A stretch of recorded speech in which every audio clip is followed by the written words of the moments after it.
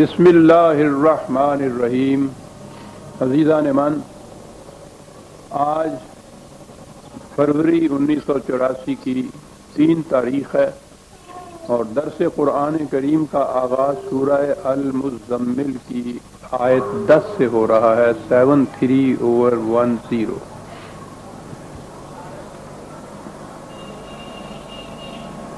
اس سورت کا پس منظر اور سابقہ آیات کی تفسیر گزشتہ 2 درسوں میں غالباً سامنے آ چکی۔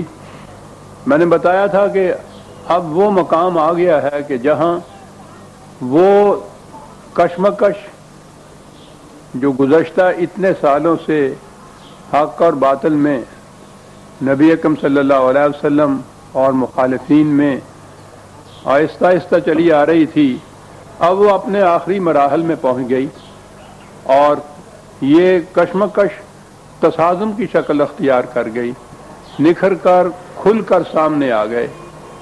اور یہ جو آخری پاروں کی یہ صورتیں ہیں، ان میں انہی واقعات کے متعلق کچھ تفصیل بیان کی گئی ہے۔ تو سابقہ درسوں میں پہلی آیات میں نے یہ عرض کیا تھا، کہا یہ گیا، یعنی اس کا پس منظر کچھ یوں ہے کہ اب یہ اتنا مصروفیت کا دور آ گیا کہ قرآن نے کہا کہ رسول اللہ صلی اللہ علیہ وسلم سے کہا کہ رات کے حصے میں ٹھیک ہے، اس پروگرام کا تقاضا ہے کہ اس کے لیے رات کو بھی جاگا جائے، لیکن اتنا زیادہ نہ اس میں کیجیے، یہ جسمانی طور پر طبی طور پر زیادہ عرصے تک یہ جاری نہیں رکھا جا سکے گا، کم کیجئے اس میں کچھ، کیونکہ اِنَّ لَكَ فِي النَّهَارِ سَبْحًا طَوِيلًا، دن بھر میں اتنی مصروفیت ہوتی ہے، آپ کو اس قدر تگ و دو کرنی پڑتی ہے، اس قدر کوششیں کاوشیں مصروفیتیں ہوتی ہیں کہ پھر تو نظر آیا کہ دن بھر کا یہ پروگرام تھا، اور پھر رات کو سکون میں جو کچھ سارا دن کیا تھا اس پہ ایک جائزہ اس کا لینا، نظر ثانی کرنا، کل کے لیے نیا پروگرام مرتب کرنا، یہ تھا جو قرآن نے کہا۔ یہ جو قم اللیل الا قلیلا، کہ تھوڑا حصہ رات کا جاگا کرو.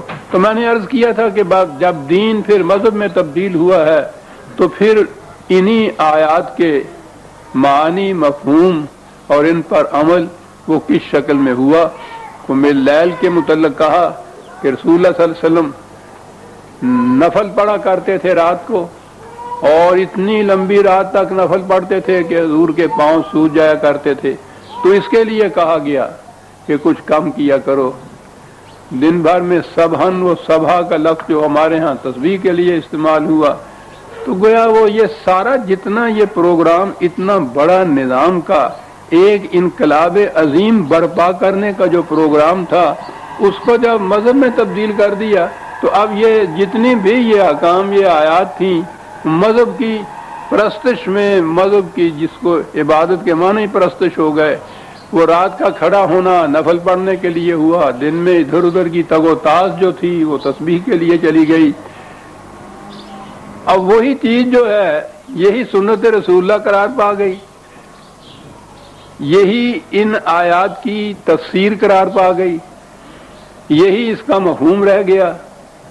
اور وہ ایک تبدیلی سے ملوکیت میں جب تبدیل ہوئی ہے خلافت، تو اس کے ساتھ ہی یہ سارا جو کچھ تھا ایک سوئچ آف کیا تو یہ مفہوم سارا بدل گیا. اب اس کے بعد چارہ نہیں تھا کہ ان تمام چیزوں کو مذہب میں جب تبدیل کیا جائے گا تو یہ پرستش کی چیزیں آپ کے سامنے آ جائیں گی. تو پرستش میں اس کو تبدیل کر دیا. میں عرض کر رہا تھا کہ یہ چیزیں خود اگر قرآن کی آیات پہ قرآن کی روح سے غور کیا جاتا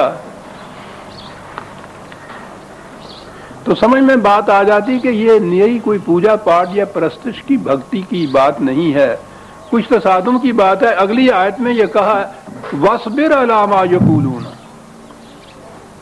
یعنی کچھ ایسا ہو رہا تھا جس کے لیے خدا کو نبی اکرم صلی اللہ علیہ وسلم سے یہ کہنا پڑا کہ برداشت کرو اس چیز کو جو کچھ یہ کر رہے ہیں تمہارے ساتھ، استقامت برتو، ثبات سے اس کو جھیلو، ہمت نہ ہارو، جمے رہو. تو گویا یہ چیزیں کچھ ایسی تھیں کہ جس کے لیے بڑی ہی استقامت کی ضرورت تھی، بڑی برداشت کی ضرورت تھی، بڑی حوصلے کی ضرورت تھی. اس قسم کی کوئی باتیں تھیں نا. ورنہ سیدھی بات ہے کہ اگر یہی مفہوم تھا کہ نبی اکرم صلی اللہ علیہ وسلم رات کو کھڑے ہو کے نفل پڑھا کرتے تھے آدھی رات تک اور پھر تہجد کی نماز میں آ جاتے تھے، تو یہ جو مخالفین تھے ان کے لیے یہ وجہ شکایت کیا تھی؟ ٹھیک ہے پڑھتے رہیے، ساری رات پڑھتے رہیے، آپ دن بھر بھی آپ پڑھتے رہیے.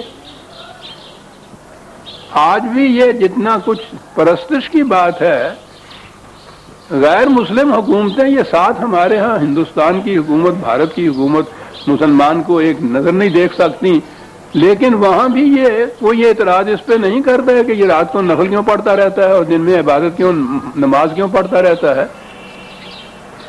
یعنی یہ وجہ اعتراض ہی نہیں ہو سکتا تھا. اور وہاں تو پھر مکے کو چھوڑ کے حضور مدینے بھی تشریف لے آئے، دن میں ان سے کچھ نہیں کہا جا رہا. ان کی تفسیر کے مطابق رات کو آپ نفل پڑھتے رہتے تھے. تو یہ کون سی ایسی بات تھی کہ جس کے بعد یہ کہنا پڑا کہ وَاصْبِرْ عَلَىٰ مَا يَقُولُونَ. اور سٹیج وہ آ گئی کہ جو آخری مراحل میں یہ ہوا کرتا ہے، اگلا فقرہ وَاهْجُرْهُمْ، باتیری ہو چکی. ایک عمر آپ نے اس میں اپنی صرف کی کہ ان لوگوں کو سمجھایا جائے، ان کو بتایا جائے کہ تباہی اور بربادی تمہارے سر پہ منڈلا رہی ہے، اپنی روش میں تبدیلی پیدا کرو، بچ جاؤ گے. قرآن کے مختلف مقامات پہ کہ نبی اکرم صلی اللہ علیہ وسلم جیسا غمخوار کہا گیا کہ اپنی جان کو مت بھلاؤ ان کی خاطر. یہ ضدی ہیں، ان کے مفاد جو ہیں ان پہ زد پڑتی ہے تمہارے انقلاب کی. بات سمجھ میں آ چکی ہوئی ہے ان کی، لیکن اپنے مفادات کے تحفظ کی خاطر یہ بات نہیں مانیں گے. اور آخری چیز یہ ساری عمر یہ کرنے کے بعد یہ بات کہ کنارہ کش ہو جاؤ، ان سے چھوڑ دو، اب ان کو قطع تعلق کر لو ان کے ساتھ. تو گویا یہ آخری مرحلہ آ گیا. یہ کوئی ایسی آسان سی بات نہیں تھی یہ. کسی طبیب کا مریض کی بالی سے یہ کہہ کے اٹھ کے چلے جانا کہ نہیں میرے پاس کی بات نہیں رہی، وہ ختم ہوا. اٹھتے ہوئے جو آپ ہر کے وہ یہ کہہ دے کہ یوں خدا کی خدائی برحق ہے پر اثر کی ہمیں تو آس نہیں، تو وہ تو جیتے جی مر جائے گا اس کے بعد. آج تو یہ لفظ ہمیں نظر آتا ہے کہ یہ کہہ دیا کہ اچھا تمہارا میرا کوئی واسطہ نہیں، کوئی تعلق نہیں، لیکن آپ گہرائی میں جا کے دیکھیے ایسا طبیب مشفق جو اپنی جان کھلا رہا تھا ان کی حفاظت کے لیے، ان کی بہتری کے لیے، اس کے متعلق یہ بات کہ ٹھیک ہے بھائی میرا کچھ واسطہ نہیں ہے، میں اب کچھ نہیں کر سکتا تمہارے لیے، یہ بہت بڑی چیز تھی. اور پھر آخری مرحلہ ہے یہ اس کشمکش کے اندر یہ کہنا واجرہم، اور قرآن ہے واجرہم کے بعد حجرن جمیلا، یہ بات بھی حسن کارانہ انداز سے کہو. مخالفت، مخاصمت، تصادم، دشمنی، مقابلہ وہ تو ایک طرف رہا، کنارہ کشی اور علیحدگی بھی اختیار کرو تو حسن کارانہ انداز سے اختیار کرو. یہ فرق ہے دنیاوی سیاست میں اور قرآنی سیاست میں. لیکن بہرحال وہجرہم کی منزل تو آ گئی نا. یہ معلوم ہو گیا کہ اگلا قدم اب وہ نہیں ہوگا جو اس سے پیشتر اتنے سالوں تک ہوتا رہا ہے کہ تنذیری ہو، آگہی ہو، وارن کرنا ہی ہو، بلکہ اب کوئی منزل وہ آ گئی ہے جس میں اب تصادم ناگزیر ہو جائے گا کہ یہ کہہ دیا کہ اچھا بھائی اب تمہارا میرا کوئی تعلق نہیں رہا. وجرن جمیلا. اور اگلی بات واضح کر دیتی ہے جو میں 3 درسوں سے کہتا چلا آ رہا ہوں کہ یہ منزل کون سی تھی، اب ٹکراؤ کس بات سے تھا. میں پھر دوہرا دوں کہ یہ جو انقلاب کی آواز بلند کر رہے تھے نبی اکرم صلی اللہ علیہ وسلم اور اس کو برپا کرنے کے لیے یہ عملی جدوجہد ہو رہی تھی، اس میں ان قریش کا باقی کچھ نہیں بچتا تھا. قریش قبیلے کے اعتبار سے وہ جیسے آج کل کی ہمارے برادریوں میں اور ان میں ذاتوں اور گوتوں میں وہ سید ہو جاتے ہیں نا، قریش تو پوچھو نہیں کہ اپنے قبائل میں ان کا کتنا مقام ممتاز تھا نسبی اعتبار پر، صرف قریشی ہونا. ادھر یہ کیفیت، ادھر اس انقلابی آواز کی یہ کیفیت کہ حضرت عمر فاروق رضی اللہ تعالیٰ عنہ بلال کو سیدنا بلال کہتے تھے، حبش کا رہنے والا سے حفام معاذ اللہ، غلام آزاد کردہ. اور وہ قریش کے بھی اتنے ممتاز گھرانے کی اتنی بڑی شخصیت، اور یہ ان کا تو ایک تو نہیں تھے نا، یہ سب کی یہ صورت کہ وہ اس قسم کے غلام کو بھی اپنا سردار کہہ کے پکارتے تھے.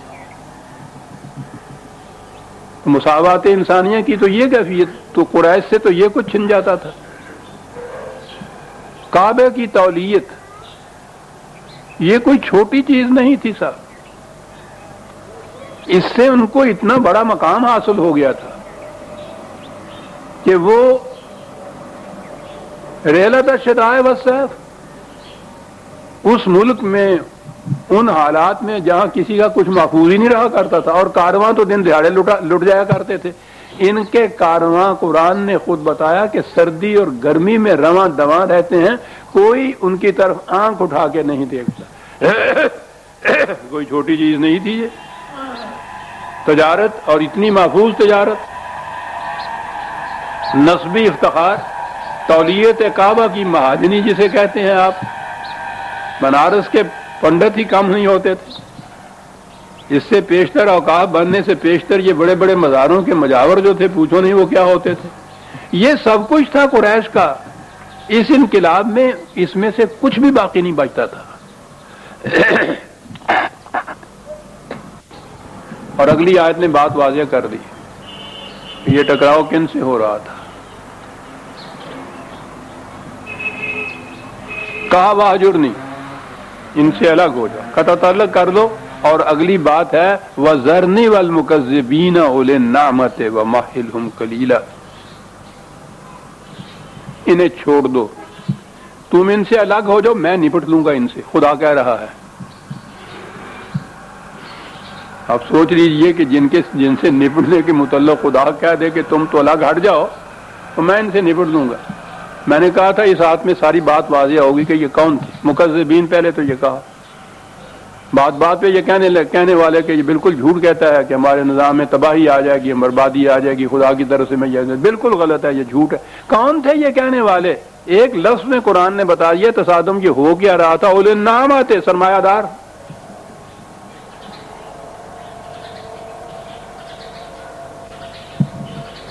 یہ سرمایہ داروں کو کیا کھلبلی مچ گئی تھی؟ وہ رات بھر نفل پڑھتے رہیے، دن بھر تسبیح پھیرتے رہیے، تو انہیں کیا اس سے تھا؟ اولن نام ہے، ان کے ساتھ ٹکراؤ ہو رہا ہے۔ اور پھر یہ جو قریش کے اولن نامہ تھے ان میں تو سب چیز آ گئی نا، نسبی تفاخر کی بنا پر، تولیت کعبہ کی بنا پر، تجارت کے محفوظ ہونے کی بنا پر، یہ ساری ان کو جو نعما حاصل تھیں وہ ان کی ان نسبتوں کی وجہ سے حاصل تھیں، ان کے ساتھ ٹکراؤ ہو رہا تھا۔ یہ ہے جو قرآن نے ایک لفظ میں کہہ دیا کہ آپ تو الگ ہٹ جائیے اور میں نپٹ لوں گا، چھوڑ دیجئے مجھے اور انہیں تنہا ذرا چھوڑ دیجئے اس میدان کے اندر، میں دیکھ لوں گا خود ان سے، آپ الگ ہٹ جائیے۔ کون ہے یہ؟ سرمایہ دار طبقہ۔ یہ تھا تصادم عزیزان من، یہ تھا ٹکراؤ، وہی نظام سرمایہ داری جو ملوکیت کے زمانے میں آپ کے ہاں عین دین بن گئی۔ آج بھی سب سے بڑے مفسر ہمارے ہاں کے جو اقامت دین کے دائی وہ یہ کہہ رہے ہیں کہ اسلام نے اس پہ کوئی پابندی نہیں لگائی، بے حد و نہایت قسم کی دولت جمع کرو، سامان اکٹھا کرو، جتنا کچھ جی چاہے اکٹھا کر دیا جا رہا، اس میں کوئی تھوڑی سی خیرات کے طور کے اوپر 2.5% دے دیا کرو۔ اولن نامہ تھے یہ، جن کے ساتھ ٹکراؤ تھا یہ، اور پھر یہ مقام کہ آپ الگ ہو جائیے، مجھے اور انہیں ذرا چھوڑ دیجئے، دیکھ لوں میں اس میدان کے اندر کیا مقابلہ یہ کرتے ہیں اولن نامہ کو۔ وَمَهِّلْهُمْ قَلِيلًا، لیکن تھوڑی سی مہلت۔ قرآن کا نظام قانون مکافات جو ہے اس میں ایک چیز بار بار قرآن نے گنائی ہے کہ یہ خدا کی رحمت ہے کہ وہ فوری گرفت نہیں کرتا۔ ایسے وقت میں بھی جب کہا کہ الگ ہو جائیے اور ملیے اور انہیں چھوڑ دیجئے، پھر بھی ان سے کہا کہ تھوڑا وقت اور انتظار کر لو۔ یہ آخری اعلان جو ہم نے کیا ہے تمہارے خلاف، اس سے ہی کم از کم شاید تمہارے ہوش ٹھکانے ہو جائیں۔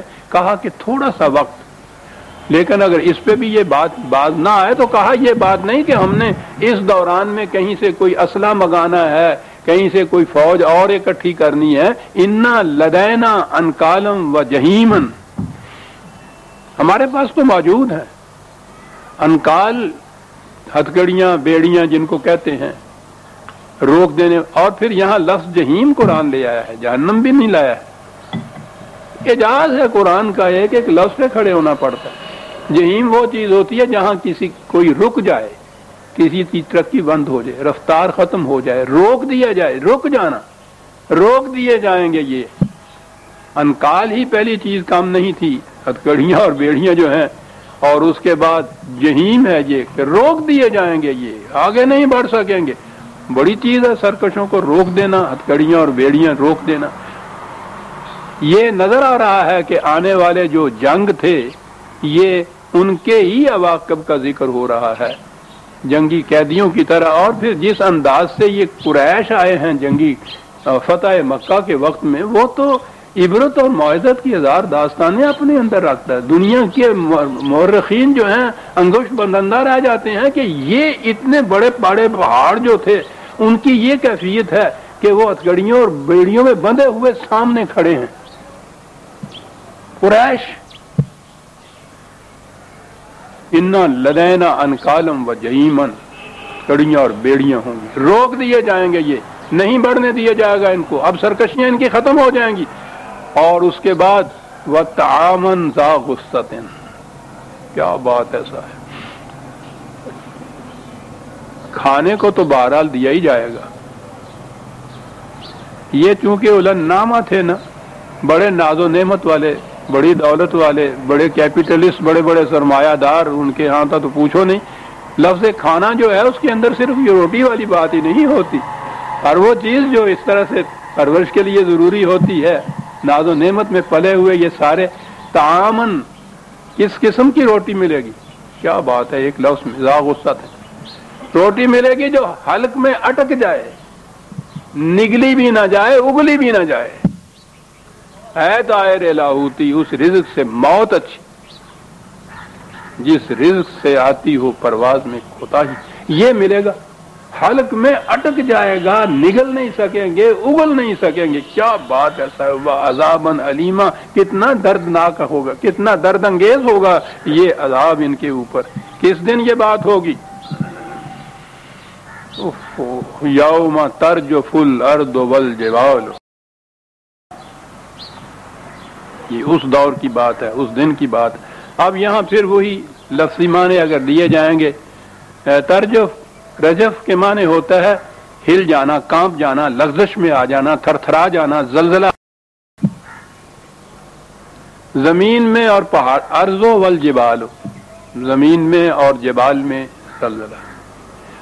اب اگر اس کے معنی یہ لفظی لغوی جسے کہتے ہیں مجازی نہ لیے جائیں تو زمین میں آ جائے گا. تو بات یہاں پہ اعتراض پہ آتی کہ جب زمین میں زلزلہ آئے گا تو یہ پہاڑوں پہ نہیں خود آئے گا. وہ تو زمین پہ کہہ دینے سے بات کافی ہو جاتی ہے. زمین اور اس کے ساتھ جبال ہے، یہ کیا ہے؟ تو آئیے نا ان عرب والوں کی طرف پوچھیں ان سے، ان کی زبان میں وہ کیا کہتے تھے. وہ جبال اپنے بڑے بڑے سرداروں کو کہتے تھے جو پہاڑوں کی طرح کھڑے ہوتے تھے، اور جبال ان کی بڑائی، سرفرازی، سرکشی، اور پھر وہ جو ان کی محکمیت ہوتی تھی، استقامت ہوتی تھی، جمے ہوئے ایک مقام کے اوپر. واقعی ان کے سردار جو تھے وہ پہاڑ ہوتے تھے ان کے، اور باقی جتنے باقی لوگ ہوتے تھے وہ زمین کی طرح، بچھی ہوئی زمین کی طرح ان کے پاؤں تلے روندے ہوئے جو ہیں. وہ جو چیز بھی پستی میں ہوتی تھی اس کو وہ عز کہتے تھے، جو سرکشی اختیار کرتی تھی اسے جبال کہتے تھے. اور بڑی عمدہ تشبیہ ہیں. کہا کہ اس دن یہ بڑے بڑے سرکش اور ان کے یہ فالوورز، ان کے سارے متبعین، وہ جنہیں یہ پاؤں تلے رونتے ہیں، یہ سب کے ساتھ یہ سردار اور ان کی فوجیں، ان سب میں ایک زلزلہ پیدا ہو جائے گا. جو نیچے روندے ہوئے ہیں ان پہ تو یہ اتنی سی ہی لغزش ہی کافی ہو جائے گی، اس کے آگے ان کے متعلق کچھ کہنے کی ضرورت نہیں پیش آئی. کانت الجبال کثیبا مہیلا. اور جبال جو ہیں یہ بڑے بڑے سر کٹ کہنے نے پنجابی کے نا، وہ صحیح بات ہوتی ہے وہ جو جبال کی ہے کہ یہ جو بڑے بڑے پہاڑوں کی طرح آج جم کے کھڑے ہوئے، اور اتنے استحکام، یعنی پتھر کا استحکام ہی کم نہیں ہوتا، جو پورے پہاڑ کا استحکام. پھر اس پہاڑ کا دخامت دیکھیے اس کے ہاں کا. ایک ذہن میں ایک نقشہ لائیے اور آگے دیکھیے کیا کہتے ہیں کہ پہاڑ کھڑے ہوئے پتھروں جیسے محکم، کہتا ہے ریت کے تودے ہو جائیں گے. اتنی ہی بات کم نہیں تھی کثیب کی ہی، مہیلا، ایسی ریت جو نیچے سے اس کی بنیاد سرک رہی ہو، اور سرکتے سرکتے وہ سمندر میں گر رہی ہو یا دریا میں گر رہی ہو. پہاڑ ریت کے تودے، اور ریت ایسی ریگ رواں اس کو کہتے ہیں صحرا کے اندر. ریت بھی اپنے مقام پہ کھڑی نہیں، سرک رہی ہے اپنے مقام سے، بنیادوں سے سرک رہی ہے، سرکتی ہوئی دریا میں گر رہی ہے. پہاڑوں کی یہ کیفیت ہو جائے گی.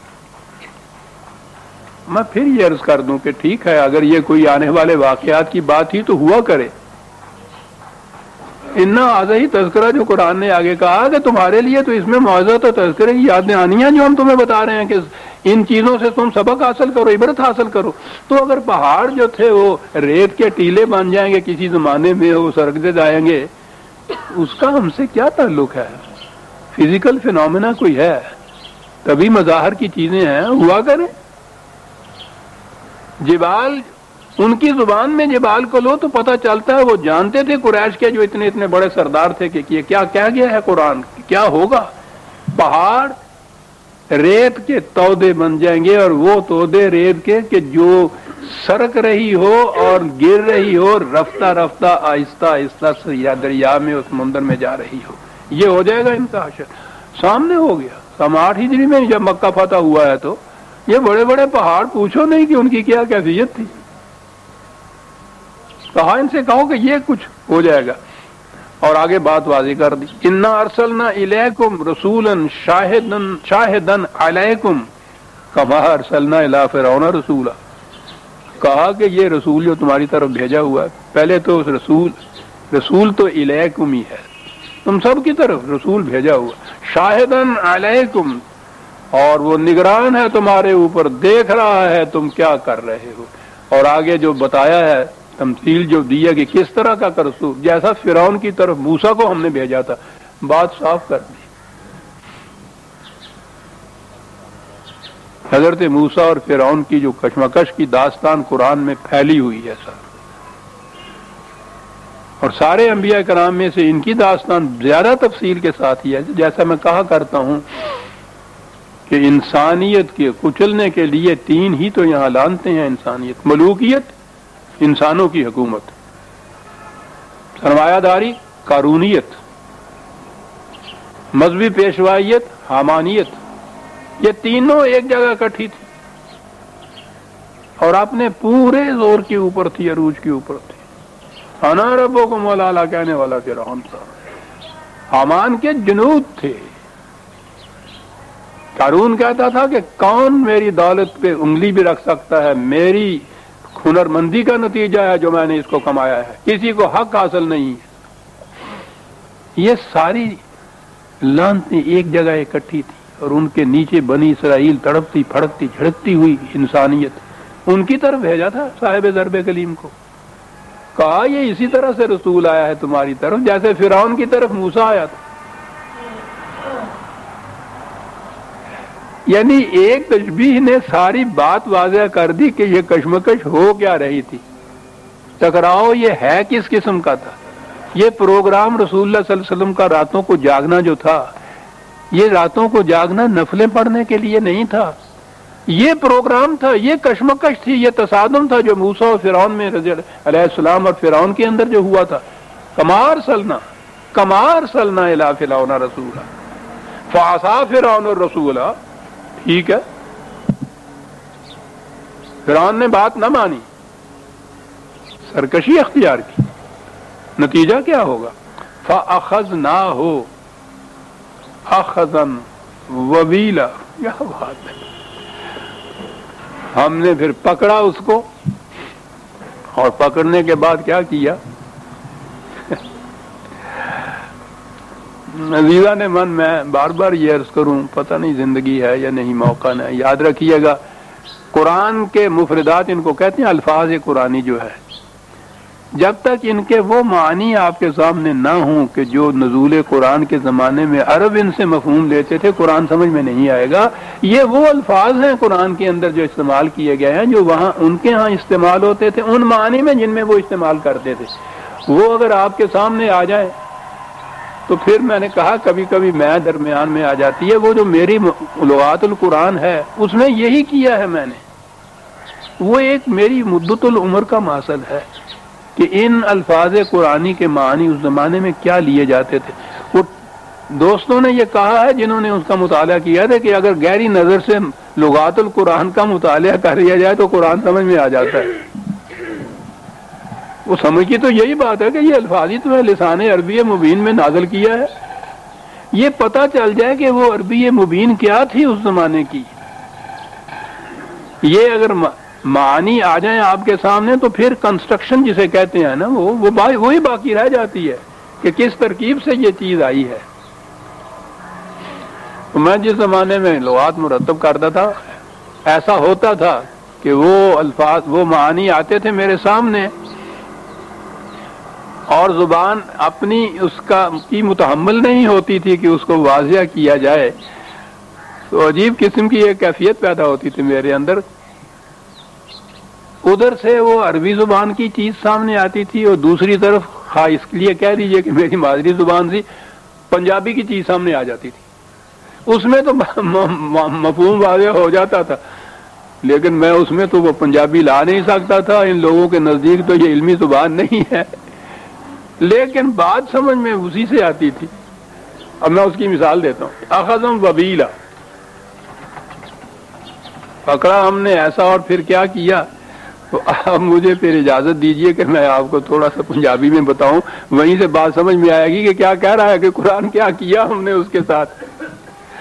وبیل، ویسے تو اس کے معنی وبال تو آپ کو معلوم ہی ہے، یہ مرک بنیادی وہ اس کے مادے کے معنی سے تو یوں ہی ہے، لیکن بات ان کے ہاں اور تھی، وبیل اور چیز ہوتی تھی۔ اور آگے ہمارے ہاں کہ یہ نوجوان نسل طالب علم وہ تو بات بھی نہ سمجھ سکیں گے۔ یہ جو کپڑے دھوتا ہے نا دھوبی، یا گھر میں بھی دھوئے جاتے ہیں، اب تو استریاں ہیں نا ہمارے ہاں، استری اس کے اوپر پھیر دیتے ہیں تو وہ صاف ہو جاتا ہے۔ اس سے پہلے استریاں نہیں ہوتی تھی، خود میرے بچپن کے زمانے میں بھی میں نے دیکھا ہے، وہ دھوبی کپڑے دھو کے لاتے تھے، دھویا ہوا کپڑا، واشن ویئر تو اس زمانے میں نہیں ہوتا تھا، دھوئے ہوئے کپڑے میں تو آپ پوچھتے کتنے شگن ہوتے تھے، کتنی سلوٹیں ہوتی تھیں، کتنی ناہمواریاں اس کپڑے کے اندر ہوتی تھی۔ وہ اس قسم کا وہ کپڑا ہوتا تھا، استری ہوتی نہیں تھی۔ تو وہ کرتے کیا تھا، ایک مونگلی وہ کول ہوندی سی، موگری جسے کہتے ہیں، لکڑی دی موٹی موٹی ساڑی، نیچے تختے پہ پھٹے پہ اس کپڑے نو وچھاوندا سی تے موگری ہاتھ وچ پھڑ لیندا سی تے او کٹ کٹ کے اونوں پدرا کردا سی۔ اب آ گئی پنجابی، پنجابی جانتے ہیں، اگر اب مجھے یوں کہنا پڑ رہا ہے کہ جیسے کہیں فرانسیسی آپ جانتے ہیں یا نہیں، پنجابی جانتے ہیں تو آپ کو پتا ہے محاورہ ساڈے ایدی کھمب ٹھپ دے ذرا، میرا خیال ہے آج پہلی مرتبہ آپ کو پتا چلا ہوگا کہ یہ معنی کی ہے گئے نے۔ وہ جڑا دھو کے لیا ہے نا کپڑا، انہوں کھمب کہندے سے، وہ کھمب اس واسطے بھی وہی جڑی پٹھی سی، وہ پٹھی چڑھاوندا سی نا، کھمبے چاڑیا ہوا کپڑا، انہوں یہ کھمب کیوں کہندا؟ زبان عجیب چیز ہی ہے، یہ پنجابی بڑی وسیع زبان ہے۔ وہ انہوں دھوتے ہوئے کپڑے نو کھمب کیوں کہندا سی؟ کھمبیاں تانوں پتہ آ گیا کنیاں کنیاں چٹیاں ہوندیاں نے برسات جڑیاں ہوندیاں، وہ سفید جڑا رنگ ہوندا نا کھمبی دا، اتوں انہوں نے لفظ لیا کھمب، چٹا دے کر دیتا وہ کپڑے نو۔ وہ ہوں سلوٹاں تے شکناں تے او دے نامواریاں جڑیاں سن، انہاں نو سدھا کرن واسطے انہاں کہا گیا بھی یہ کھمب ذرا ٹھپ دے۔ وہ ٹھپ کس طرح دیندا سی؟ وہ مونگلی ہاتھ وچ ہوندی سی، پھٹے تے بچھا دیندا ہیگا سی، مار مار کے پدرا کر دیندا سی انہوں۔ اے پدرا کرنا بھی محاورہ پتہ ہے نا تمہیں؟ ذرا انہوں پدرا کر دے۔ اج بھی تسی کسی پنڈاں چ جاؤ نا، جنہاں پنڈاں وچ شہری نہیں زیادہ رلے جا کے، اوتھے اج بھی کہندے ہیگے نے کہ وہ ذرا یہ بڑا چڑھتا پیا ہے، یہ ذرا کھمب ٹھپ دے۔ کھمب ٹھپ دے، گل یہ کہی کہ فرعون نے سرکشی اختیار کی تھی تے بڑا ڈاڈا ہویا تے بڑے انہیں سلوٹ تے بڑے وزرا تے اسی وہ کھمب ٹھپ دیتی۔ آ گیا نا سواد گل دا پھر۔ کوئی ضرورت ہے کوئی اور تفسیر دی، کوئی کسی قسم کی کہانی پاؤن دی؟ لیکن جی یہ گل نہ سامنے ہوئے کھمب ٹمبن دے تو پھر سمجھ نہیں آ سکتی یہ کی کہندا ہے۔ فاخذناہ اخذا وبیلا، پھڑیا انہوں تے پھڑ کے ہوتی اسی کھمب ٹپ دیتی۔ کیوں بیٹیو؟ میری بیٹی، میں نے کہا تھا نا کہ اگلی نسل کو یہ بھی سمجھ میں نہیں آتی آئے گی کہ میں یہ پنجابی کیا بیٹی، میں نے ابھی کہا ہے کھمبی، اب پتا کھمبی کی ہوندی؟ وہ بھی نہیں پتا، پتا پرویز کی نو کہنے کا وہ بھی نہیں پتا۔ یہ برسات میں بیٹا یہ جو مشروم، ہاں ہاں یہ زبان سمجھیں گے، یہ وہ جو مشروم ہوتی ہے نا کھمبیاں، انہوں کھمبیاں کہتے ہیں۔ للی کو کہتے ہیں نا ہی از پینٹنگ للی وائٹ، یعنی وہ اتنی سفید ہوتی ہے، سفید ہوتی ہے۔ تو ہمارے ہاں پنجابی میں جو سب سے زیادہ سفید چیز ہے نا وہ کھمبی ہوتی تھی بالکل سفید کھمبی وانگو کسی چیز نو کر دینا. دھوبی کپڑے جو لے جاتا تھا دھونے کے بعد سکھانے کے بعد وہ اس کو کھمبی وانگو سفید کر دینا. یہ ہو گئی. ایتھوں لفظ آیا کھمب. وہ سفید کرنے کے لیے بھٹی پہ جو چڑھاتا تھا تو وہ کہندے سی یہ نو کھمب چاڑ دیتی انہیں. وہ سفید کپڑے دھونے کے بعد سکھانے کے بعد ایک کپڑے کھمب کہلانے سن. اب اس کھمب میں سفید تو یہ ہو گئے. اب جو سلوٹیں ہیں شیکن ہیں نامواریاں ہیں ان کو دور کرنے کے لیے آج تو آپ آئرن کر دیتے ہیں نا اس کے اوپر. تو ان کے پاس آئرن نہیں ان کے پاس وہ موگری ہوتی تھی. اس موگری سے وہ اس کو کوٹتا تھا. کوٹ کے اس کی سلوٹیں ٹھیک کرتا تھا. جیسے ہر فرعون کی سلوٹ ٹھیک اسی طرح سے کی جاتی ہے. مونگری نہ ہوئے آسا نہ ہو تو کلیمی ہے کار بے بنیاد. مونگری ہاتھ چ نہ ہوئے تو پھر کھمب نہیں ٹھپی جاندی کسی دی.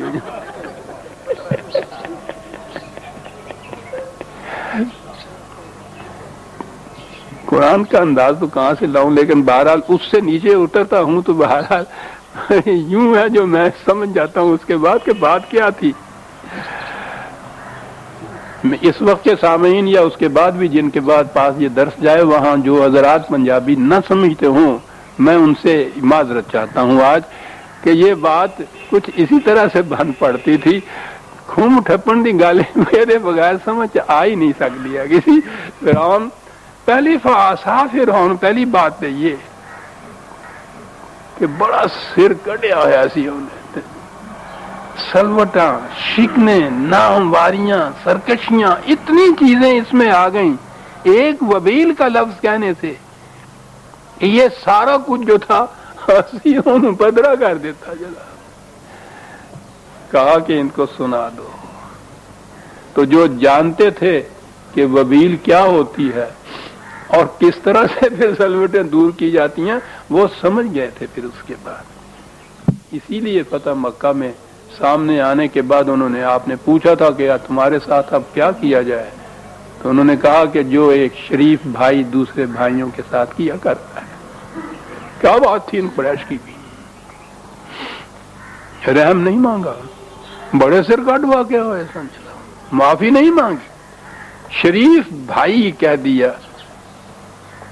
اور بھائی کو بھی جب شرافت کے ساتھ متمسک کیا تو پھر اس نے وہ شرافت کا ثبوت دیا کہ دنیا میں ضرب المثل بن گئی. لا تثریب علیکم اليوم. جاؤ کھول دو ان کی بیڑیاں اور ہتھکڑیاں. شریف بھائی کا سلوک مانگتے ہیں. یہ ہے سلوک شریف بھائی کا. اب وہ اخذہ وبیل نہیں ہوا. فرعون نے یہ نہیں کیا تھا جن کے ساتھ یہ صورت وقت اخذہ وبیل. فکیف تتقون ان کفرتم یوما یجعل الولدان شیبا السماء منفطر بہ. کہا کہ ان سے کہو کہ اب بھی نہیں تمہیں خوف آتا اس دن سے. اس دن کی سختی بچوں کو بوڑھا کر دے گی. محاورہ ہوتا ہے ایسا. وال سفید ہو گئے میرے یہ جو اب بھی ہم کہتے ہیں ایسا. اتنا غم پڑیا کیا ہوا تمہیں یہ بال سفید ہو گئے. کہنے لگے یہ جوان بیٹے کی موت نے ایک دن میں بال سفید کر دیے. جس دن بچے بوڑھے ہو جائیں گے آسمان پھٹ پڑے گا ان کے اوپر. اور کہا کہ ان سے کہو کہ یہ دھمکی نہیں ہے. کانا وعدہ مفعولا. جو کہا جا رہا ہے یہ ہو کر رہے گا. عزیزان من یہ تھے وہ تصادمات کی منزلیں جس میں وہ راتوں کو جاگنا ہوتا تھا اور دنوں کو سرگرم عمل رہنا ہوتا تھا. نفل پڑھنے کی بات نہیں تھی. اور پھر یہ کہنے کے بعد ہمیں مخاطب کیا جا رہا ہے انہیں مخاطب کیا جا رہا ہے. ان ھذہ تذکرۃ. تو یہ ایک یاد دہانی ہے تمہارے لیے کہ سوچ لو کہ اس قسم کی روش زندگی کا نتیجہ کیا ہوا کرتا ہے. تاریخ سے پوچھنا ہے تو فرعون سے پوچھو. سامنے ہے تو ان قریش سے پوچھو. بعد میں آنے والوں اس تاریخ کے اوراق سے پوچھو. ان ھذہ تذکرہ فمن شاء اتخذ الی ربہ سبیلا. ہم تو مجبور کسی کو نہیں کرتے. بات سمجھا دیتے ہیں بتا دیتے ہیں یاد دہانی کرا دیتے ہیں کہ سوچ لو یہ ہوا کرتا ہے. اس کے بعد تمہاری مرضی ہے. جس کا جی چاہے صحیح راستہ اختیار کر لے، جس کا جی چاہے غلط راستے کے اوپر چلا جائے. ہوگا یہ جو ہم کہہ رہے ہیں کان وعدہ مفعولا، ہوگا یہ اسی طرح. نہ فرعون پہ بات باس ہو گئی، نہ قریش پہ معاملہ ختم ہو گیا. یہ تو خدا کے قوانین ابدی ازلی قیامت تک کے لیے جب تک انسان موجود ہے. ہر دور میں یہی ہوگا. ہر دور میں جب فرعون سرکشی اختیار کرے گا، جنہ کپڑیاں چ بھی یہ شکنا ہون گیاں انہوں نے پھر پدرا کیتا جائے گا. جناب کان وعدہ مفعولا، قیامت تک کے لیے ہے یہ وعدے خدا کے جو کہا گیا. قانون کہتے ہی اس کو ہیں، وہ جو آپ کو معلوم ہے ڈیفینیشن، اف دین ایور. یہ کرو گے تو یہ ہوگا اور ہمیشہ ہوگا، اس لیے ہے کان وعدہ مفعولا. ان ربک یعلم، اب آئی بات پھر وہی پہلی جو راتوں کو کھڑے ہونے والی بات. ان ربک یعلم انک تقوم ادنی من ثلثی اللیل ونصفہ وثلثہ وطائفۃ من الذین معک واللہ یقدر اللیل والنہار. کہا یہ تمہارا رب دیکھ رہا ہے تم کہ یہ راتوں کو ایک تہائی رات بھی، کبھی اس کا نصف، کبھی اس کی تہائی، کبھی کم ضرورت کے لحاظ سے، اس طرح سے راتوں کو تم. تو قوما کے معنی یہ کھڑا رہنا ہی نہیں ہوتا، اس کے معنی مصروف رہنا ہوتا ہے کسی کام کے اندر، سرگرم عمل رہنا ہوتا ہے کسی کام میں. یہ دیکھ رہے ہیں ہم کہ راتوں کا کتنا بڑا حصہ، کبھی اتنا کبھی اتنا، اتنا کچھ کرتے ہو.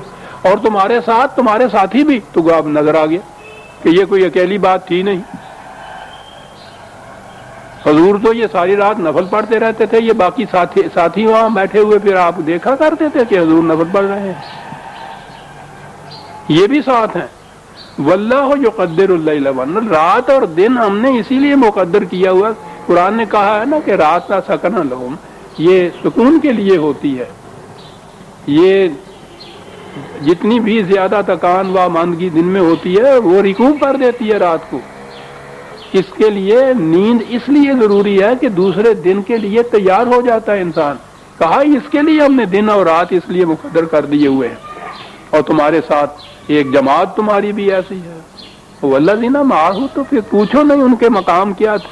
محمد الرسول اللہ والذین معہ اشداء علی معہ، ماں کا واللہ یقدر اللیل والنہار علم ان لن تحصوہ. اب پوری جماعت کے متعلق یہ کہا جا رہا ہے، جمع کا صیغہ ہے. ہم جانتے ہیں کہ ہمیشہ کے لیے مستقل طور پر تم نبھا نہیں سکو گے اس کو، بیمار ہو جاؤ گے.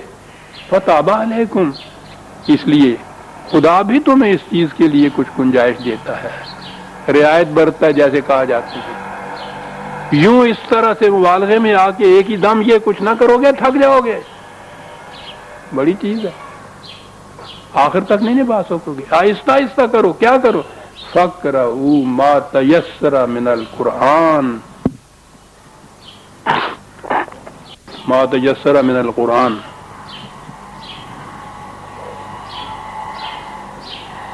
مجھے آہو فغان نیم شب کا پھر پیام آیا،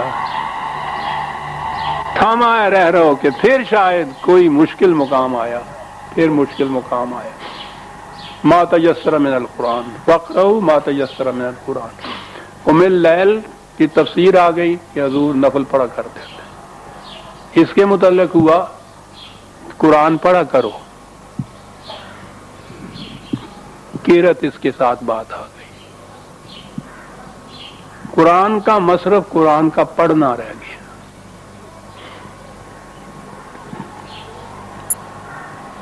ایک چیز تو تلاوت ہوتی ہے، تلاوت قرآن کریم، وہ تو آج کل ویسے ہی عام ہو رہی ہے. جو جلسہ ہونا ہوتا ہے اور اس سے پہلے تلاوت قرآن کریم. جیسے خط کے اوپر ہم بسم اللہ الرحمن الرحیم لکھتے ہیں، نیچے گالیاں لکھی ہوئی ہیں اس کے نیچے. خود تلاوت مانے ہیں پیروی کرنا، اتباع کرنا، کسی کے پیچھے پیچھے چلنا.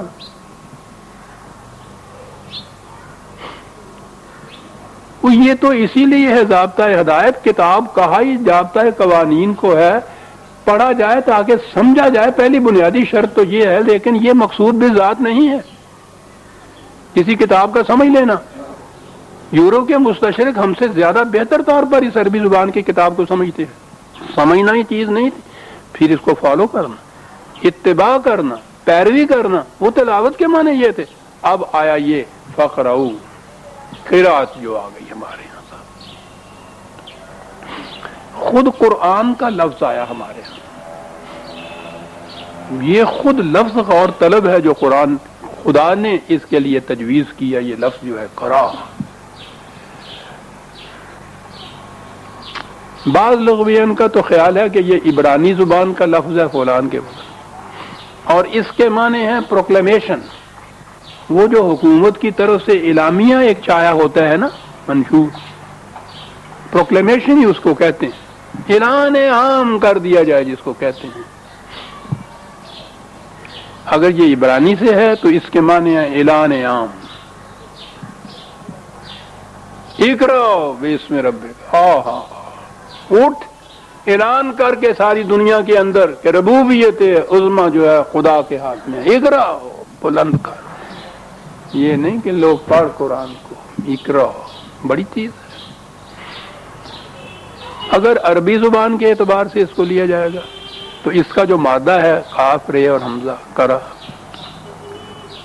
کیا بات ہے جی، اس قوم کی کیا زبان انہوں نے بنا رکھی. اس کے معنی ایک تو ہوتے ہیں کسی چیز کو جمع کرنا، اکٹھا کرنا. لیکن میں نے عرض کیا نا کہ اس قوم کی ذہن کی باریکیوں کی طرف جائیے. جمع کرنا، محفوظ رکھنا، دونوں اس کے اندر آ جاتے تھے. لیکن ایک چیز جمع کر کے اکٹھی، کچھ روپیہ، 100 روپیہ، 1000 روپیہ آپ نے جمع بھی کیا، اکٹھا بھی کیا، محفوظ رکھا آپ نے اپنی تجوری میں یا الماری کے اندر رکھ دیا. اب وہ رکھا ہوا ہے. کسی چیز کو جمع کرنا، اکٹھا کرنا. لیکن میں نے عرض کیا نا کہ اس قوم کی ذہن کی باریکیوں کی طرف جائیے. جمع کرنا، محفوظ رکھنا، دونوں اس کے اندر آ جاتے تھے. لیکن ایک چیز جمع کر کے اکٹھی، کچھ روپیہ، 100 روپیہ، 1000 روپیہ آپ نے جمع بھی کیا، اکٹھا بھی کیا، محفوظ رکھا آپ نے اپنی تجوری میں یا الماری کے اندر رکھ دیا. اب وہ رکھا ہوا ہے. مہینہ 2 مہینے نہیں، 7 سال نہیں، جتنا عرصہ جی چاہے رکھا رکھے، وہ 100 کا 100 ہی رہے گا. محفوظ تو رہے گا، اس میں نشو و نما نہیں ہوگی. عرب اس کے لیے ایک بات انہوں نے کی تھی. یہ جو قرا کا لفظ تھا، جمع کرنا، محفوظ رکھنا، کس انداز سے؟ جیسے عورت کے رحم میں نطفہ محفوظ اور جمع ہوتا ہے، وہ محفوظ بھی وہاں ہوتا ہے اور نشو و نما پا کے بچہ بن جاتا ہے.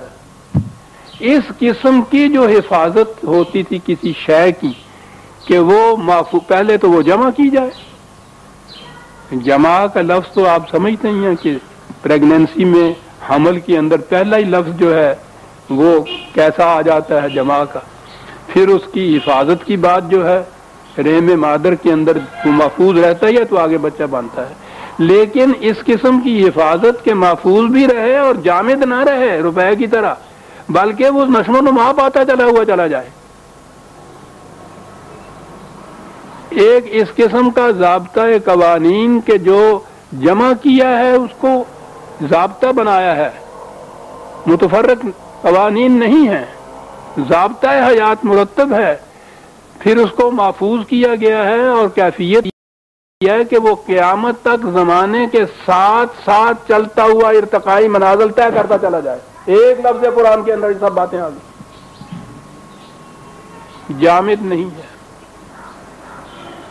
اس نے قیامت تک ساتھ دینا انسانیت کا. جمع، حفاظت اور اس میں ارتقاء اور نشو و نما کی صلاحیتیں موجود ہوں تو جب یہ لفظ قرآن بولا جائے گا اس کے اوپر.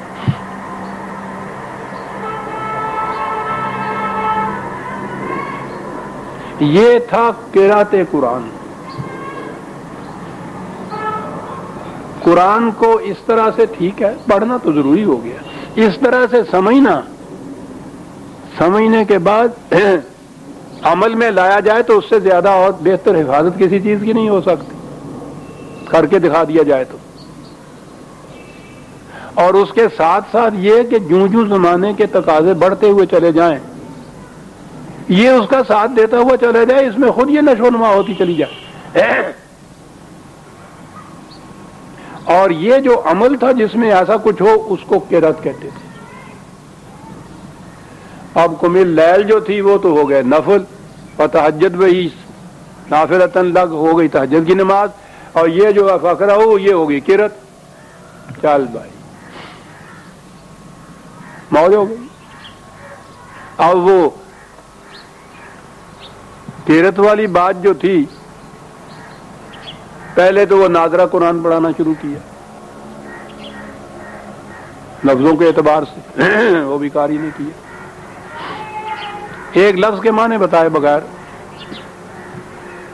پھر آگے آئے ان کے بعد، یہ تو صرف پڑھانے والا تھا نا، اور آگے آئے یہ تو پھر ذریعہ رزق بنتا ہے نا، پھر وہ حافظ آئے، انہوں نے حفظ کرانا شروع کر دیا، سارا قرآن حفظ کرا دیا، ایک لفظ کے معنی نہیں، نہ وہ پڑھانے والا جانتا ہے نہ پڑھنے والا جانتا ہے۔ پھر اس کے شبینے ہونے شروع ہو گئے، اب حفظ بھی کرا دیا، پڑھا بھی دیا، اب اور لوگ آ گئے، ان کے لیے گنجائش کہاں نکلے۔ انہوں نے کہا کہ قرات ایک الگ فن ہے، علم ہے قرآن کا، تجوید کا ایک ہے، اس طرح سے یہ حرف یہاں سے نکلے گا، یہ یہاں سے نکلے گا، یہ یہاں سے نکلے گا، یہ الگ اب قاریوں کا ایک الگ طائفہ ہوا،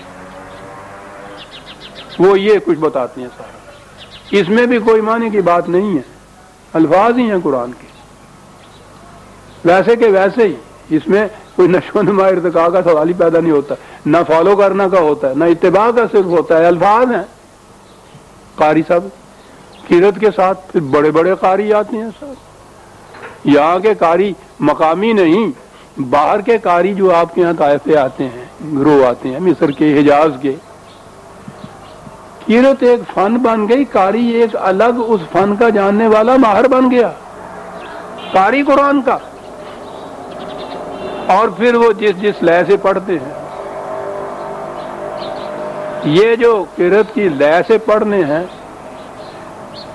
پھر میں عرض کروں آؤں پنجابی کی طرف، اور رہا نال قرآن پڑھتا ہے، کبھی سنیا جائے لفظ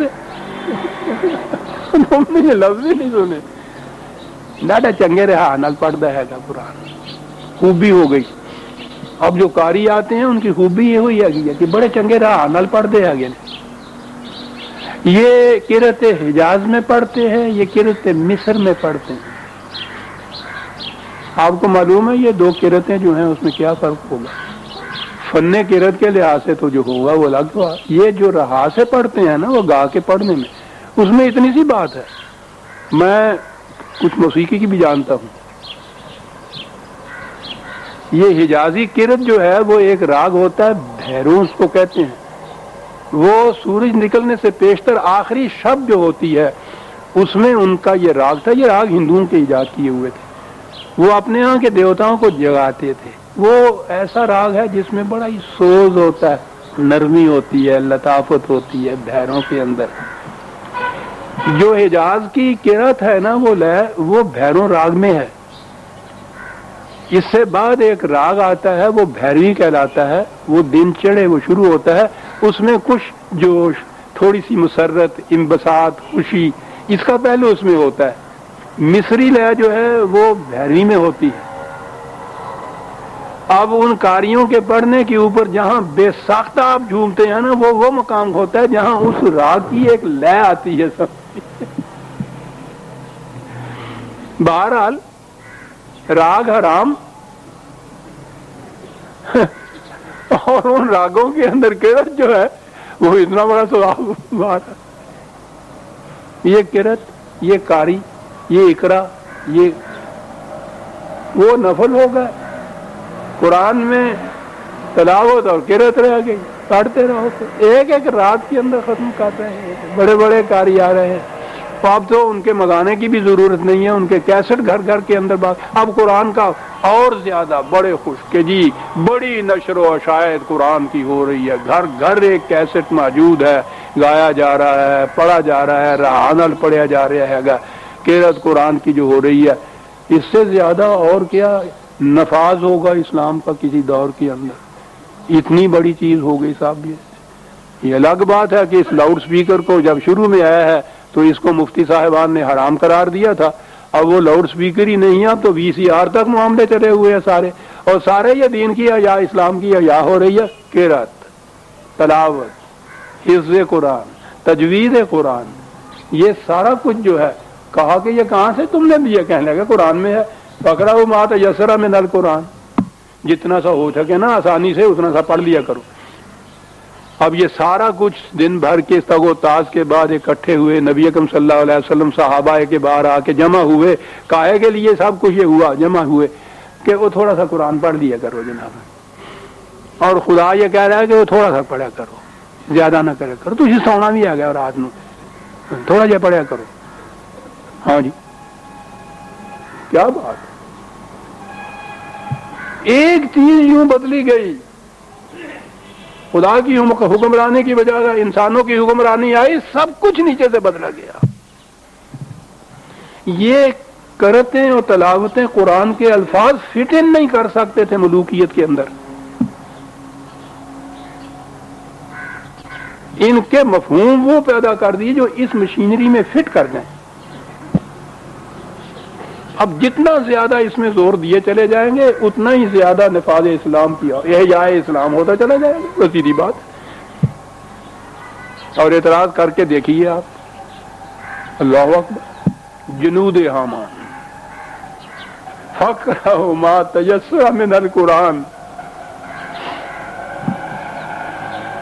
اس بات کے لیے کہ اس قرآن زمانے کے تقاضوں کے ساتھ کس طرح سے اس کی امامت اس کے حصے میں آئے گی، بیٹھو حضور آپ کے ساتھی، بیٹھو راتوں کو اور یہ سوچو کہ یہ کیسے کیا جائے گا، پروگرام اس طرح سے بناؤ کہ اس پہ عمل کیا جا سکے، ناممکن العمل نہ ہو سکے، جتنا ممکن ہو پروگریسولی، گریجولی، آہستہ آہستہ اس کو کرتے چلے جاؤ، اس لیے کہ علم ان سیکون منکم مرضى واخرون یضربون فی الارض یبتغون من فضل اللہ واخرون یقاتلون فی سبیل اللہ۔ کہا کہ یہ دیکھو تو صحیح، یہ کام اتنا ہی تمہارے پاس تو نہیں ہے کہ رات کو بیٹھ گئے اور یہ کچھ کیا ہے، اتنا کچھ تم میں مریض بھی ہیں، بیمار کمزور بھی، وہ بھی ہیں جنہوں نے دن بھر جا کے روٹی بھی کمانی ہے، یہ کچھ بھی ساتھ کام کرنا ہے۔ اور کہا کہ اس کے بعد میدان جنگ میں بھی جانا ہے۔ یہ سارا پروگرام اپنے سامنے رکھ کے پھر یہ دیکھو کہ رات کو جو یہ بیٹھک ہے اس میں کتنا وقت دینا چاہیے اور کیا کیا پروگرام بنانا چاہیے۔ پھر کہا کہ فقرؤ ما تیسر منہ، جتنا ممکن ہو آسانی سے اس پروگرام کے تابع۔ یہ چیز ایک کچھ عجیب فطرت ہوتی ہے انسان کی، جب معاملہ آگے بڑھتا ہے یا پڑھتا ہے تو جی چاہتا ہے کہ سب کچھ آج ہی ہو جائے کسی طرح سے، بڑی خواہش یہ ہوتی ہے دل میں، بڑا ذوق اور جذبہ جو ہوتا ہے وہ بڑا تیز ہو جاتا ہے انسان کا۔ یہاں یہ دیکھنا پڑا کہ خدا کو روکنا پڑ رہا ہے، سیل ذرا رس دیں، تھک جاؤ گے، یہ بڑا لمبی بات ہے، یہ منزلیں جڑیاں نے بڑیاں کٹھن ہے، سوچ سمجھ کے تھوڑا تھوڑا کرو، کوئی گل نہیں۔ یہ چیز جو رسول اللہ کے ذہن میں تھی، وہ جو ایک بڑی، میں کہا کرتا ہوں معصوم سی آرزو کہ یا اللہ میری ساری عمر اسی طرح سے مشکلوں میں گزر جائے گی، یا یہ جو ہمارا سامنے منزل ہے، مقصود ہے، وہ حاصل بھی ہو جائے گا۔ یہ چیز تھی نا جس کے لیے یہ نظر آتا ہے کہ یہ بہت شدت سے تیزی سے آگے بڑھ رہے تھے، روکا گیا۔ انما علیک البلاغ وعلینا الحساب، تمہارا ذمہ یہ نہیں کہ تمہاری زندگی میں یہ کچھ ہو جائے، تمہاری ذمہ داری یہ ہے کہ اس کو پہنچاتے چلے جاؤ، یہ ہمارا قانون دیکھے گا کہ کب اس نے ہو جانا ہے۔ فقرؤ ما تیسر من القرآن، اور اس کے بعد 2-4 منٹ دے دیں گے آپ، کیا پروگرام آگے ہے صاحب؟ یہ تو ہو گیا رات کو کھڑے ہوئے نفل پڑھیے، فقرؤ ما تیسر، قرأت کیجئے، قرآن کی قاری بن جائیے، اس کے بعد اور پھر پروگرام وَأَقِیمُوا الصَّلَاةَ وَآتُوا الزَّکَاةَ، چل بھائی روز یہ لکھا ہوا ہے، نماز قائم کیا کرو، ادھر ادھر یعنی نماز پڑھا کرو، زکوٰۃ دیا کرو، یہ جو آپ کے ہاں کا بینک میں سود کی رقم ہے اس میں سے کچھ کاٹ کے ادھر الگ کر دیا کرو۔ پروگرام یہ ہوا پھر اس کے بعد، یعنی اتنا کچھ ہم کہ رسول اللہ راتوں کو جاگ رہے ہیں، دن کو سربراہی ہے، صحابہ کی جماعت بیٹھی ہوئی ہے، قرآن کھولے ہوئے ہیں، یہ سب کچھ ہو رہا ہے۔ کائے کے لیے نماز پڑھا کرو کہ اے زکوٰۃ دیا کرو۔ وَقْرَضُ اللَّهَ قَرْضًا حَسَنًا، خدا کو قرض دیا کرو، قرض حسنہ۔ کیا بات تھی اس حسنہ کی، یہ اتنا وقت شاید نہ دیں شیخ صاحب، مجھ کو 5 منٹ اور چاہیے اگر ہے تو۔ شکریہ آپ کا جناب، آپ کا قرض رہا میرے سر پہ، پر یہ حسنہ نہیں۔ اب تمہیں پتا نا بھی ہوں قرض حسنہ کی ہوندا ہے گا، وہ تو قرض لے آئے گا سی دینا نہیں، کہنا لگا ہس دینا، یہ کہتے نہیں قرض حسنہ دے پیسے میرے باقی دے کی قرض حسنہ ہے۔ بیلنس قائم رہے، قرض بھی دیکھو عزیزان مان، قرآن کے الفاظ ہے، قرض کیا چیز تھی ان لوگوں کے ہاں۔ یہ جگاری گالے والے جانور آپ نے مواشی دیکھے ہوں گے، کبھی اونٹ دیکھا ہو تو وہ نظر آتا ہے، یہ اتنی جلدی ہوتی ہے کہ یہ کھائے جاتے ہیں، نگلے جاتے ہیں، کھائے نہیں جاتے، نگلے جاتے ہیں جلدی جلدی۔ وہ پیچھے ڈنڈا ہوتا ہے نا ان کے، وہ فرصت نہیں دیتا، نگلے جاتے ہیں۔ جب اطمینان سے پھر بیٹھ جاتے ہیں نا تو آپ کو پتا وہ اتنا بڑا گولا اندر سے اوم کر کے وہ لاتا ہے، اور پھر لا کے منہ میں رکھ کے بڑے مزے میں سر ہلا کے تو وہ اس کو پیستا رہتا ہے آہستہ آہستہ۔ یہ جو چیز ہے نا کہ دی جائے تو وہ اس طرح سے، اور وہ واپس ملے تو ایسے کہ وہ جسم کا ایک حصہ بن جائے نشو و نما کے لیے، اسے قرض کہتے ہیں صاحب۔ دیا تو تم نے یوں تھا، وہ اس قسم کا ہی جیسے وہ ناسپردہ صاحب، جیسے وہ چارہ تھا۔ تو یہ نظام خداوندی جو ہے اس کو پھر اس طرح سے وہ پیستا ہے کہ وہ ان معاشرے کی نشو و نما کا ایک حصہ بن جاتا ہے۔ یہ پروسیس جو ہے اس قسم کا، اسے قرض حسنہ کہتے ہیں۔ دو، ہم کھا نہیں جائیں گے، واپس لوٹائیں گے تمہیں اس طرح سے جیسے کہ وہ چارہ واپس لوٹتا ہے اونٹ کے منہ میں، اور وہ پھر جگالی کر کے اس کو پھر اپنی نشو و نما کا حصہ بنا لیتا ہے۔ ایسے یہ کرو۔ حسن وما تقدموا لانفسکم من خیر تجدوہ عند اللہ هو خیر واعظم اجر، اور جو کچھ بھی یہ سب کچھ کرنے کے بعد کہا ما تقدموا لانفسکم، اور یہ سارا کچھ جو کچھ ہے ہم اپنے لیے نہیں کہتے، یہ تو تمہارے اپنے ہی لیے ہے۔ سوچ لو اپنے لیے تم نے پہلے سے کیا بھیجنا ہے، آگے منزل پہ پہنچ کے تھکے ہوئے ہوگے، وہاں کچھ انتظام کرنا ہوگا نا، بس یہ وہ ہے کہ وہاں پہنچے اور یہ سارا کچھ تمہیں ملے جائے گا، اجر عظیم ملے گا، خیرن واعظم اجرا، واستغفر اللہ، بڑی چیز یہ، ہر قسم کی خطروں سے، اندیشوں سے حفاظت ملے گی۔ ان اللہ غفور الرحیم، حفاظت ہی نہیں سامان نشو و نما بھی ملے گا۔ سورہ المزمل کا پروگرام یہاں ختم ہوتا ہے عزیزان من، ربنا تقبل منا انک انت السمیع العلیم، اور اس کے بعد آ جاتا